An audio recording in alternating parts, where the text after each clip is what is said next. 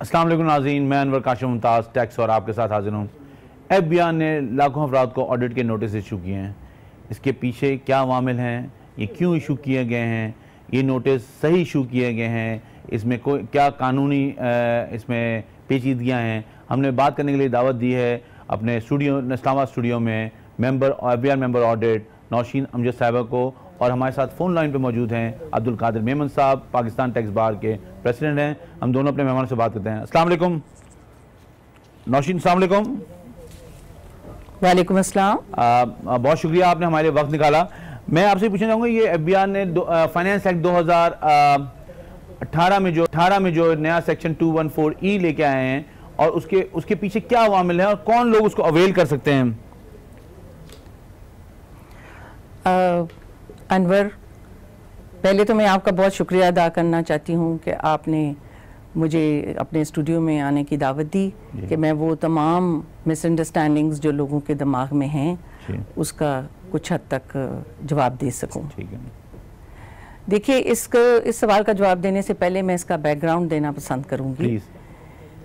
आपको मालूम है कि तरक्की याफ्ता मुल्कों में टैक्स कवानीन की पाबंदी और रज़ाकाराना तौर पर गोशवारे दाखिल कराने की शरह बहुत अच्छी है। बदकिस्मती से हमारे मुल्क में ना तो टैक्स कवानीन की पाबंदी की जाती है, ना ही उनको इतनी प्रायोरिटी दी जाती है, जिसके नतीजे में रज़ाकाराना तौर पर गोशवारे दाखिल करने का रेट बहुत कम है जी। इसी चीज़ को दिमाग में रखते हुए 2015 के फाइनेंस एक्ट में 214D का सेक्शन इंसर्ट किया गया था। जी बिल्कुल। इसका बुनियादी मकसद अनवर ये था, और आप इसको बखूबी जानते हैं, कि tax return filing compliance rate बेहतर किया जाए जी। और ये कहा गया कि जो last date of filing of return है, यानी FBR की तरफ से जो आखिरी तारीख मुकर्रर की जाती है, और फिर कमिश्नर से 15-15 दिन की 2 एक्सटेंशंस अगर किसी ने ली हैं, उनके लिए जाने के बाद जब वो टाइम ख़त्म हो जाए और रिटर्न फाइल ना की जाए तो उसको ऑटोमेटिकली टैक्स ऑडिट के लिए सिलेक्ट समझा जाएगा। बिल्कुल ठीक है। ये 2015, 2016 और 2017 की रिटर्न के ऊपर इसका इतलाक था। जब हमने FBR में ये तमाम नंबर्स इकट्ठे किए तो हमें पता चला कि 10,22,000 के करीब गोशवारे जो हैं 3 सालों में के लिए ऑटोमेटिक 3 सालों में, मतलब जी। इसलिए अखबार जो प्रेजेंट कर रहे हैं वो कह रहे हैं 10 लाख वो ऐसे प्रेजेंट कर रहे हैं इसी साल के 1 साल के सेलेक्ट हुए हैं। नहीं जी, नहीं अनवर, ये 15, 16 और 17 बिल्कुल ठीक है। और इसकी एक वजह ये थी कि जो FBR ने डिफरेंशियल टैक्सेशन शुरू की है, यानी इनफाइलर और नॉन फाइलर के दरमियान जो फ़र्क रखा है, उसकी वजह से बहुत सारे लोगों ने 2-2, 3-3 साल के गोशवारे दाखिल किए, और हर साल के गोशवारे को एक तस्वुर किया जाता है, इसलिए किसी शख्स के 2-3 साल भी हो सकते हैं। इस तरह ये तादाद यहाँ तक पहुँच गई। तो फिर ये देखा गया कि एक तो जो ऑडिट के लिए सिलेक्ट हुए हैं केसेस, इनकी तादाद बहुत ज़्यादा है, और वो FBR के अफसरान के लिए भी ये मुमकिन नहीं है कि वो बाकी कामों के साथ साथ इस काम को भी कंप्लीट कर सकें। दूसरा ये है कि टाइम बहुत वैल्यूबल चीज़ है।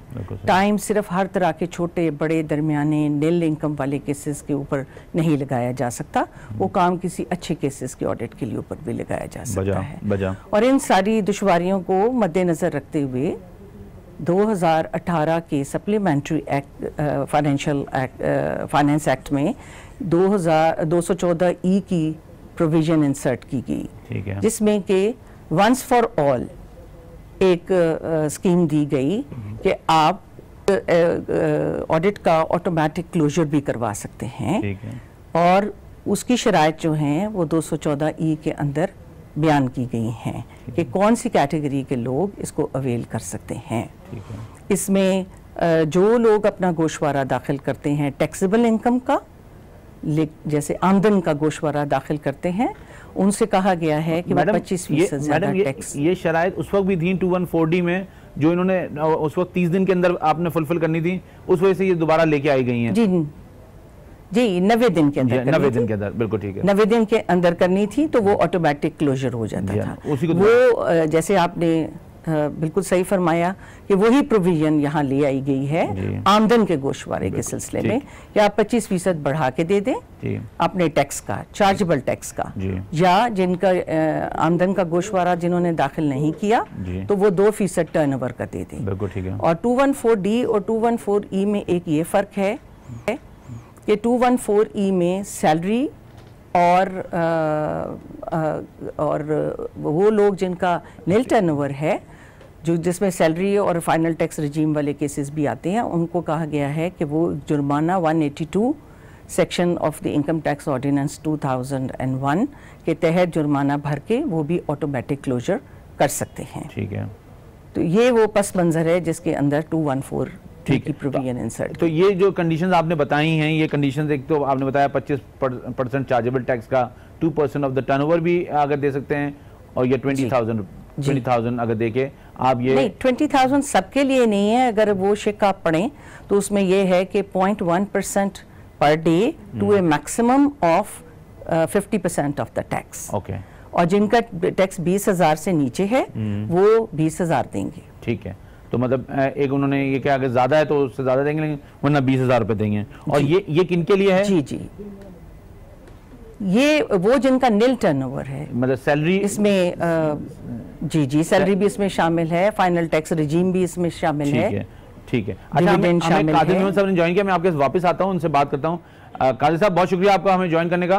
कादिर साहब, मुझे ये बताइए कि जो 214E का पूरा एक चल रहा है, फाइनेंस एक्ट में ये प्रोविजन इंसर्ट किया गया, और अब FBI ने जब मैडम नौशीन के ने चार्ज लिया एज अ मेंबर ऑडिटर, उसके बाद से ये ड्राइव और ज़्यादा मतलब तेज़ी से आगे बढ़ रही है, तो बार का क्या ओपिनियन है इस बारे में? क्या ये ड्राइव जो है आप समझते हैं कि टैक्स पेयर के लिए बेनिफिट है और टैक्स पेयर के लिए फ़ायदा, इसको अवेल करना चाहिए टैक्स पेयर को?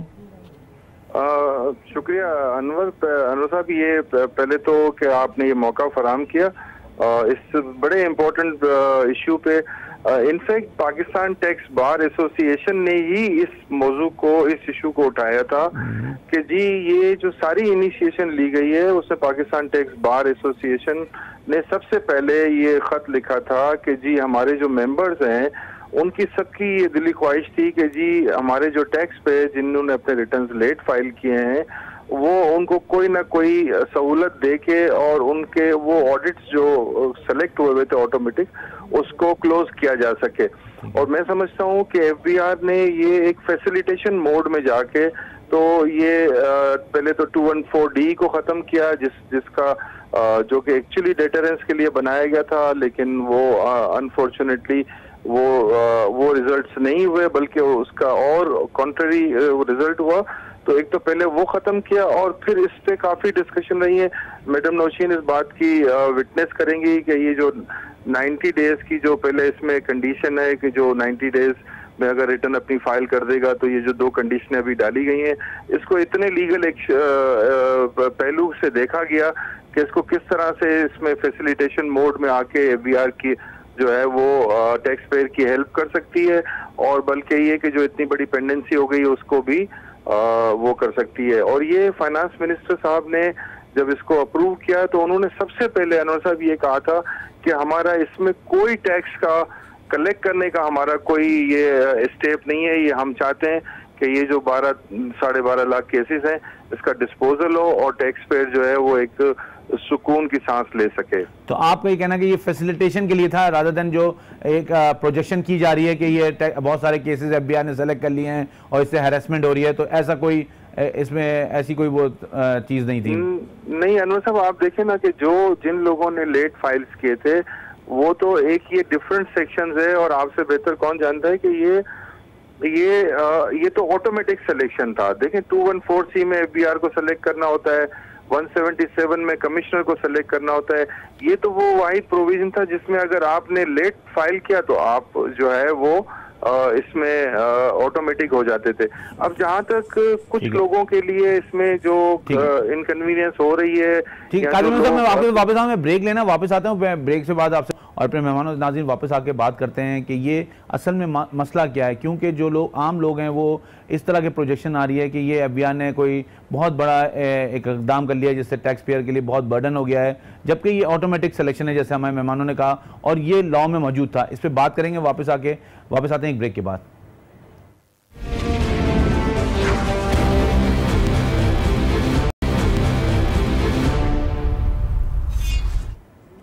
नाज़रीन, ब्रेक पे जाने से पहले हम देख रहे थे कि हमारे मेहमान बात कर रहे थे कि ये टैक्स पेयर के लिए एक फैसिलिटेशन है और टैक्स पेयर इसको अवेल कर सकते हैं। पूछते हैं अपने member FBR audit madam Nausheen से कि ये कैसे अवेल किया जा सकता है इसको, इस 214E का ऑप्शन लेते हुए कैसे ऑडिट में जो केस ऑटोमेटिक सिलेक्ट हुए उनको क्लोज किया जाए। जी मैडम, इसको क्लोज अवेल कैसे किया जा सकता है? जी अनवर, जैसे आपने कहा कि ये एफबीआर ने एक फैसिलिटेशन मोड में इसका ऐलान किया है जी, और मैं आपके टीवी के थ्रू ये कहना चाहती हूँ कि देखें, इसको मुस्बत तरीके से पेश किया जाए। अगर वो कोई मुस्बत चीज़ है तो मुस्बत तरीके से पेश होनी चाहिए। अनफॉर्चुनेटली इसमें प्रिंट और इलेक्ट्रॉनिक मीडिया ने इसको वो बना दिया जो ये बिल्कुल नहीं था। और आपका बहुत शुक्रिया दोबारा अदा करती हूँ। मेरा पर्पस ये था कि आपको यहाँ पे आके क्लैरिफाई करें। बिल्कुल सही बात है। जी क्लैरिफाई करूँ इसलिए कि लाखों लोगों को हरासा किया जा रहा है। देखिए, अब नोटिस, चूँकि बहुत सारे ऐसे लोग हैं जिनको ये पता नहीं है कि हम ऑटोमेटिकली सिलेक्ट हो गए हैं ऑडिट के लिए, चूँकि उनकी तादाद बहुत ज़्यादा है तो उनको ये मालूम नहीं है। और दूसरी बात, अगर मालूम नहीं है तो वो इस कंसेशन का फ़ायदा कैसे उठा सकते हैं? तो उसके लिए जो सिस्टम डिज़ाइन किया गया उसमें एक तो ये इंफॉर्मेशन देनी थी कि आपका केस भी इसमें सिलेक्ट हुआ है, आपके लिए ये कंसेशन दी जा रही है, आप इसको अवेल कीजिए और अपने ऑडिट को बंद करवाइए। ठीक है। जैसे आपने देखा कि एमएनएसटी में बारहा एफबीआर की तरफ से ऐलान किया गया कि ये आपको पहले अपॉर्चुनिटी दी जा रही है। लोगों ने शायद इन्हीं चीज़ों में आके उसके ऊपर ध्यान नहीं दिया और आप देखिए कि सब लोगों को नोटिसेस मिल रहे हैं और उनसे पूछगिछ हो रही है। इसी तरह ये एक अपॉर्चुनिटी है। मैं ये रिक्वेस्ट करूंगी कि आप प्लीज़ इसको अवेल कीजिए, नहीं तो आपको भी फिर दोबारा ऑडिट के प्रोसेस। मैडम, ये कैसे, अगर मैं अवेल करूं तो कैसे क्लोज किया जा सकता है? जी, मैं ये बताती हूँ। ये एक खुदकार निज़ाम इसके लिए डिज़ाइन किया गया है जो बाकी जो हमारा आयरिस सिस्टम है अनवर, उससे मुख्तलिफ है। आपको वहीं आयरिस में लॉगिन करना पड़ेगा और right side of the screen पे आपको 214E की एक टैब नज़र आएगी। ठीक। और वो टैब जब आप प्रेस करेंगे तो आप इस सिस्टम के अंदर एंटर हो सकते हैं। ठीक है। अब आपको नोटिस देने की दूसरी वजह ये थी कि ये फैसिलिटी सिर्फ उन टैक्स पेयर के लिए है जो 214D में सिलेक्ट हुए थे, ऑटोमेटिकली सिलेक्ट हुए थे। चूंकि आप खुद कानून के माहिर हैं, आपको मालूम है कि कमिश्नर भी ऑडिट के लिए सिलेक्ट करता है और एफबीआर भी ऑडिट के लिए सिलेक्ट करता है। लिहाजा इसको इनसे डिस्टिंग्विश करने के लिए, इसके अंदर तमीज़ करने के लिए ये 177 का नोटिस कंप्यूटर का सिस्टम खुद ब खुद रीड करेगा। क्योंकि उसका दिमाग नहीं है, इसलिए उसको कोई डिफ्रेंसिएशन के लिए कोई मोड देना था और वो मोड ये था कि आपको जो पहला नोटिस दिया जाएगा उसमें आपको इन्फॉर्म भी कि आप इन्फॉर्म भी हो गए और आप सेलेक्ट, कंप्यूटर ने भी आपको देख लिया कि आप सही जगह पे हैं। ठीक है। अगर आप किसी और शिक के तहत ऑडिट में सिलेक्ट हुए हैं तो वो आपको बता देगा कि आपको ये फैसिलिटी मुहैया नहीं है। बिल्कुल ठीक है। अगर आप 214D में ही ऑटोमेटिकली सिलेक्ट हुए थे तो वो आपको 3 ऑप्शंस जो मैंने अभी बताई कि आप क्या आप रिटर्न दाखिल करते हैं तो 25% वाली ऑप्शन होगी। अगर आप बिलो टैक्सेबल हैं तो 2% टर्नओवर की ऑप्शन होगी और अगर आप नील टर्नओवर में आते हैं यानी सैलरी एफटीआर वगैरह में आते हैं तो तीसरी ऑप्शन होगी। ठीक है। जो आप पे लागू होती है आप उसको क्लिक कीजिए तो ये सिस्टम के अंदर चला जाएगा। इसमें दूसरी चीज़ जो है कि आपको ऑडिट में 214D में चूंकि कुछ ऑडिट पेंडिंग भी थे जो चल रहे थे, इस हद तक नहीं जाना कि वो अमेंडमेंट के लेवल पे पहुंच जाए, जिसको 122 का नोटिस हम कहते हैं कि वो जो प्रोसीडिंग्स हैं वो इस लेवल तक न चली गई हों कि आप उनको कंक्लूड करने के करीब हों।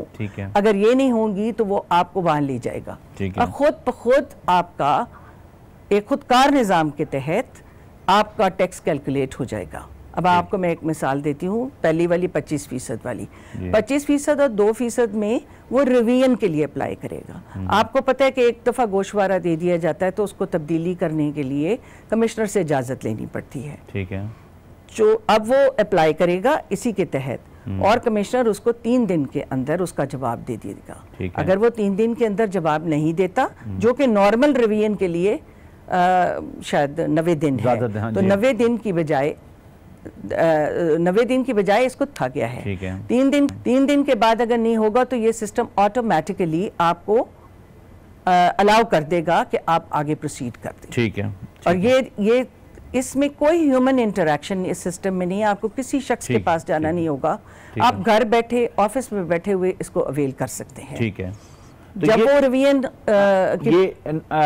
मैडम एक मिनट, बेसिकली मैं ये भी नाज़रीन के लिए ऐलान कर रहा हूँ कि हमारे स्क्रीन पे नंबर चल रहा है, अगर कोई आपको सवाल पूछना है, कोई आपका इनपुट है तो आप हमसे बात कर सकते हैं। मैडम नौशीन हमारे साथ हैं, आप उनसे क्लैरिफाई कर सकते हैं। तो फ़ोन नंबर जो आपको स्क्रीन पे आ रहा है इस पे आप हमसे रब्ता कर सकते हैं। जी प्लीज़ मैडम। जब रिवाइज रिटर्न होगी तो वो सिर्फ सी ओनली होगी, आपको कोई अपने अकाउंट्स को चेंज नहीं करना, कोई अपने रिटर्न के फिगर्स को चेंज नहीं करना। आपको CPR आपको कंप्यूटर एक अमाउंट बता देगा कि आपके पहले वाली रिटर्न जो फाइल्ड है उसके तहत आपको 25% आपका ये बनता है। आप रेगुलर रिटर्न की तरह CPR जो कि एक टैक्स पे करने की रसीद होती है, उसको जैसे आप पहले अपलोड करते हैं उस तरह अपलोड कर देंगे और सबमिट कर देंगे। अगर आपका अमाउंट ड्यू अमाउंट जो कंप्यूटर ने कैलकुलेट किया है उसके जितना है या उससे थोड़ा ज़्यादा है तो वो सबमिट हो जाएगी और आपको एक्नॉलेजमेंट रसीद की सूरत में एक रसीद मिल जाएगी जो कि ऑटोमेटिक क्लोजर होगा। ठीक है, यही बाकी दोनों के लिए भी है। ठीक है, इससे सादा। और FBI की नोटिस पे डेट जो आ रही है वो 28, 29, 30 नवंबर की आ रही हैं, जबकि लॉ में डेट जो है 31 दिसंबर तक की। तो इस बारे में लोग जरा कंफ्यूज हैं, आप क्लैरिफाई करेंगे क्या डेट फॉलो करनी चाहिए? अनवर, ये डेट ये नहीं है कि ये क्लोजर की डेट है, ये डेट ये क्लोजर आप 31 दिसंबर तक करा सकते हैं। ठीक है। ये जैसे मैंने कहा कि एक आपको आगाह करने के लिए कि आप भी इस कैटेगरी में फॉल करते हैं। ठीक है। आप इस कंसेशन से फायदा उठाइए और ऑटोमेटिक क्लोजर करवा। तो हम पेमेंट अगर 31 दिसंबर तक करें तो that is fine with FBR? Yes, FBR के लिए बिल्कुल ठीक है। ठीक है। और आप आखिरी दिनों में हम ये करेंगे कि आपके जो 3 दिन का रिवीजन वाला बिजनेस के लिए है ये वाली भी हम 1 दिन कर देंगे। और इसमें चूंकि ना का तस्वुर नहीं है, कमिश्नर ना कर नहीं सकता, जैसे बाकी में उसके पास हाँ या ना की ऑप्शन है। ये चूंकि ज्यादा टैक्स बढ़ेगा तो ये हाँ ही होगी। ठीक है मैडम, मैं हमारे साथ एक कॉलर लाइन पे मौजूद है, मैं उनसे कॉलर एक लाइन पे मौजूद है, उनसे बात करता हूँ, फिर उनका सवाल आपकी तरफ लेके आता हूँ। जी, आपका नाम और आप कहाँ से बात कर रहे हैं? सर मैं ख्वाजा मोहम्मद बात कर रहा हूँ पेशावर से। जी जनाब। मैंने मालूमात ये करनी थी सर, हमें ये जो टैक्स रिटर्न्स के लिए जो नोटिस भेजे जाते हैं इसके कितने दिन के बाद आप टैक्स में ऑडिट किया जाता है? क्योंकि मैं ऑलरेडी टैक्स पेयर हूँ, टैक्स रिटर्न जमा कराता हूँ। लेकिन देखें ये जो अभी आज जो हम बात कर रहे हैं वो बात कर रहे हैं जिन लोगों ने अपने टैक्स रिटर्न 2015, 16, 17 में लेट फाइल किए हैं, उनको FBR के सिस्टम ने ऑटोमेटिकली ऑडिट में सेलेक्ट कर लिया है। तो वो 2140 का एक सेक्शन था जिसके तहत ये कंडीशन डाली गई थी। तो नॉर्मल तो नोटिस या ऑडिट का प्रोसीजर एक बिल्कुल डिफरेंट है। इस तरह का कोई नोटिस आपके पास आया या उससे रिलेटेड कोई सवाल है तो आप पूछ सकते हैं। हमारे साथ मेंबर ऑडिट मौजूद हैं इस वक्त। 15, 16, 17 की बात कर रहा हूँ कि उसी में मैंने 15 में रिटर्न फाइल करवाए हैं, 16 में, तो उसी के नोटिस मुझे आए हैं। ये 2140 में आए आपको नोटिस? जी जी जी। अच्छा, आप क्या आप सवाल पूछिए, अब आप क्या कह रहे हैं? मैंने कहा जी उसके ऑडिट में जो है ये कितने दिन में मुझे नोटिस के बाद ऑडिट में डाला जाता है? ये जो ऑडिट इसका कितने दिन में किया जाता है? मैडम ये आपने सवाल सुना? जी जी जी। अगर आप इनको थोड़ा, इन्होंने चूंकि आपने 3 साल का गोशवारा जो उसकी आखिरी तारीख थी उसके बाद जमा कराया, इसलिए आप ऑटोमेटिकली सिलेक्ट हो गए। अब आपको जो नोटिसेस दिए गए हैं, जैसे मैंने पहले बताया कि आपको इन्फॉर्म करने के लिए, दूसरा आपको कंप्यूटर के सिस्टम के लिए इनेबल करने के लिए ये नोटिसेस दिए गए हैं। इसमें जो भी तारीख है आप उसको 31 दिसंबर तक आप ये ऑडिट क्लोज करवा सकते हैं, अगर आप उसकी वो तीनों शराइत में से किसी एक जिसमें में आप फॉल करते हैं वो पूरी करते हैं। तो इसमें 31 दिसंबर 2018 इसकी आखिरी तारीख है। ठीक है, उस वक्त तक आप टैक्स पे कर PR अपलोड कर दीजिए। ठीक है मैडम, एक सवाल और भी आ रहा है कि जो 214D में केसेस सेलेक्ट हुए हैं उनके अगर 177 में ऑडिट हो गए हैं या उनको 122(5) हो गया है, तो उनके लिए अब क्या सूरत हाल है, किस तरह, और सिस्टम ने उनको नोटिस भेज दिया है? नहीं, ऐसे अनवर हुआ नहीं है। देखिए 214D में फाइल किया तो आप इस कानून के तहत ऑडिट में सिलेक्ट हो गए, ठीक है। फिर 177 तो सुपरफ्लुअस हो जाता है ना, क्योंकि अगर मेरा पहले ऑडिट हो गया 16 का 170 में ऑडिट हो गया है और ये नोटिस तो अभी आने शुरू हुए हैं ज़्यादा स्पीड से। नहीं, मैं यही कह रही हूँ कि ये तो फिर सुपरफ्लुअस है, ये विड्रॉ कर लिए जाएंगे। ऐसी जो एक्सेप्शंस हैं आप अपने कमिश्नर जिसके पास हैं उससे कर जाए, because once 214D proceeding has been finalised तो आप दोबारा तो नहीं कर सकते, फिर ये है कि ये विड्रॉ कर लिए जाएंगे। ये विड्रॉ करें। मैडम हमारे साथ एक और कॉलर लाइन पे, मैं आप पहले उनसे बात करूँ फिर आपकी तरफ लेके। जी, आप कहाँ से बात कर रहे हैं और क्या नाम है आपका?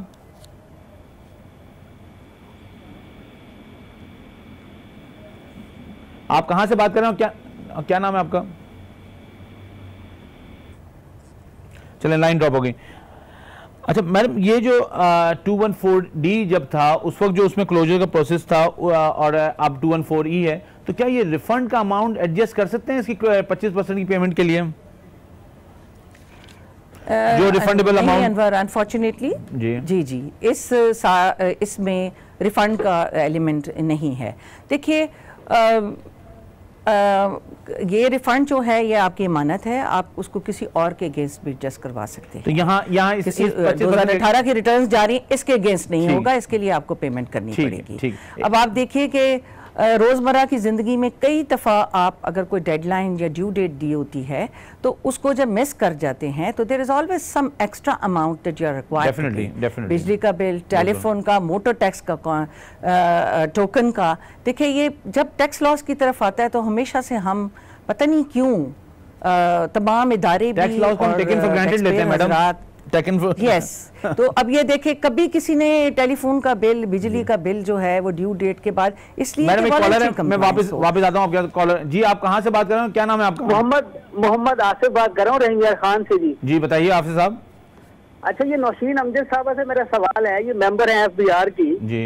काइंडली इनसे मेरा ये सवाल है कि जो ऑलरेडी टैक्स पे कर रहे हैं, सिर्फ रिटर्न फाइल करने में सिर्फ 15 की डेट ऊपर नीचे हुई है, इनका नोटिस आ गया है, जो नए ये बंदे क्यों नहीं टैक्स नेट पे ले आते? हमारी सैलरी तो ऑलरेडी पैसे ले लेते हैं यहाँ से, टैक्स हमारा कट के आता है और हम टीचिंग लाइन में टीचर हूँ मैं एक प्राइवेट स्कूल में। ठीक है, मैं आपका सवाल इसको हम कैसे, बिल्कुल सही आपका सवाल, ये नए क्यों नहीं लेके आते? हमें किस चीज का आजाद है कि 25,000 30,000 हम इनको दें? ठीक है, जो ऑलरेडी अभी हमारा टैक्स पहले ये ले चुके हैं, फाइल हमारा रिटर्न हो रहा है, सिर्फ डेट ऊपर नीचे हुई है ना। बिल्कुल, मैं आपका सवाल पूछता हूँ। जी मैडम, ये सैलरीड इंडिविजुअल हैं और प्राइवेट जॉब करते हैं, तो ये कह रहे हैं कि हमारे से क्या ऐसी गलती हुई है, टैक्स बेस क्यों नहीं बढ़ रहा?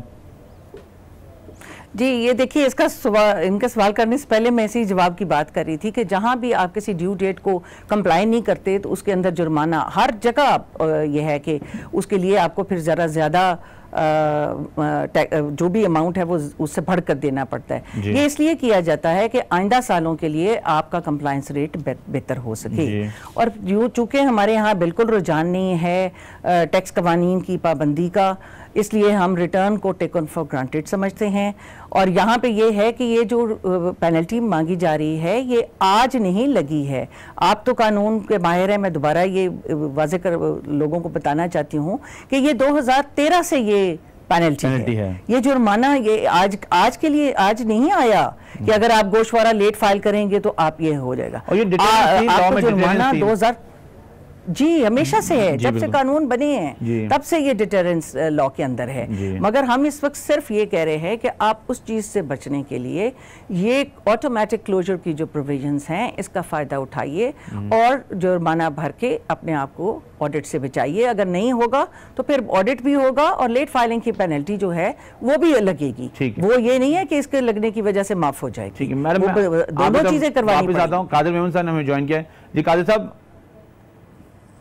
अच्छा नहीं, लाइन ड्रॉप हो गई। कॉलर हमारे साथ एक कॉलर लाइन पे है। जी आपका नाम और कहाँ से बात कर रहे हैं? अनवर साहब, मैं जावेद अख्तर बोल रहा हूँ कराची से। जी मेरा क्वेश्चन मैडम नौशीन से ये है कि एज ए सैलरी एग्जेक्टिव मेरे में 2015 के रिटर्न में वो बकायदा पेनल्टी 20,000 की इम्पोज होके आ गई है, उसपे हम वो एक्शन पे अगर हम क्लिक करते हैं तो एक्शन पे आगे वो नहीं जा रहा।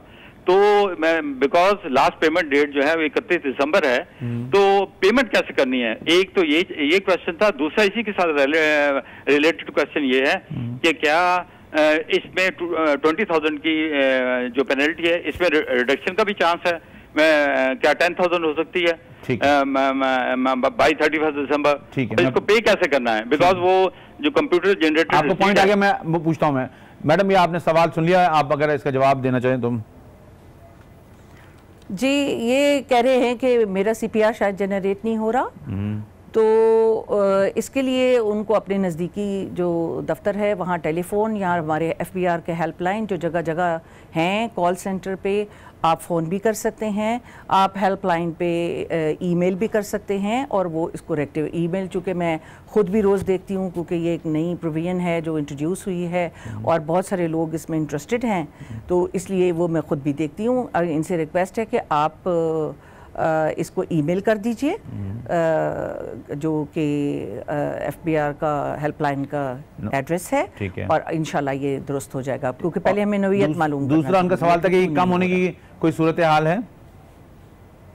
अभी तक तो ऐसा नहीं है। ठीक है। अच्छा, एक बात और क्लेरिफाई करते चले मैडम कि ये जो 214D में जो लोग 25% दे रहे हैं, 20,000 की पेनल्टी दे रहे हैं, 2% दे रहे हैं, तो क्या आने वाले वक्त में इनका केस ऑडिट में सेलेक्ट हो सकता है? ये क्लैरिफिकेशन के लिए लोगों के देखिए, ये जो 214D में सिलेक्ट हुए थे, ये 2017 की ऑडिट पॉलिसी के तहत ये पहले से ही एग्जाम्प्ट थे, इनको सिलेक्ट नहीं किया गया क्योंकि वो ऑडिट के लिए ऑलरेडी सिलेक्टेड थे। तो जब हमने सैंपल 214C में पिक किया तो इनको नहीं किया था पिक। ठीक है, मगर आगे के लिए ये क्लोजर ऑफ ऑडिट है, तो आगे के लिए भी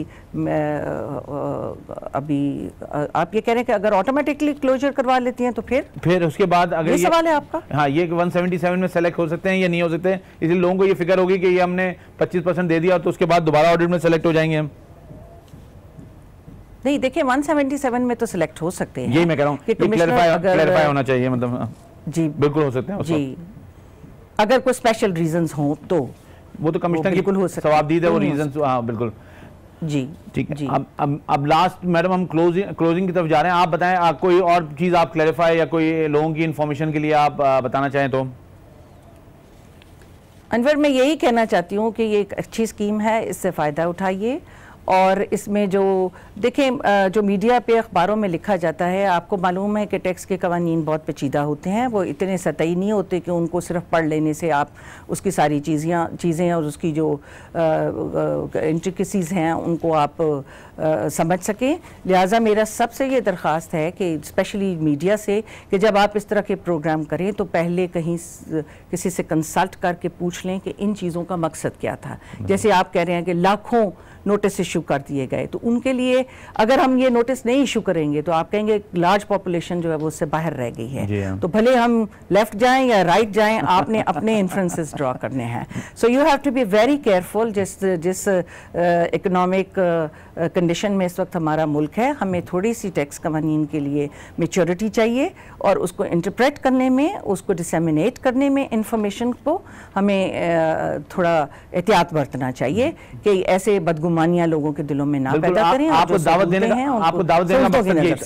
का मकसद ये था कि चीजें क्लैरिफाई हों। बहुत शुक्रिया आपका मैडम नौशीन अमजद साहिबा, मेंबर FBR ऑडिट। आपने बड़ा तफसील से बताया कि 214E की कैसे अवेल किया जा सकता है और इसके क्या इम्प्लीकेशंस हैं।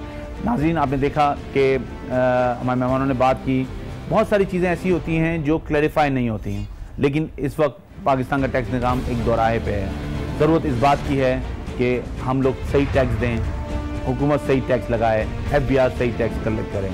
इस बात के साथ मुझे इजाज़त दी है। मजबूत टैक्स निज़ाम, मजबूत पाकिस्तान।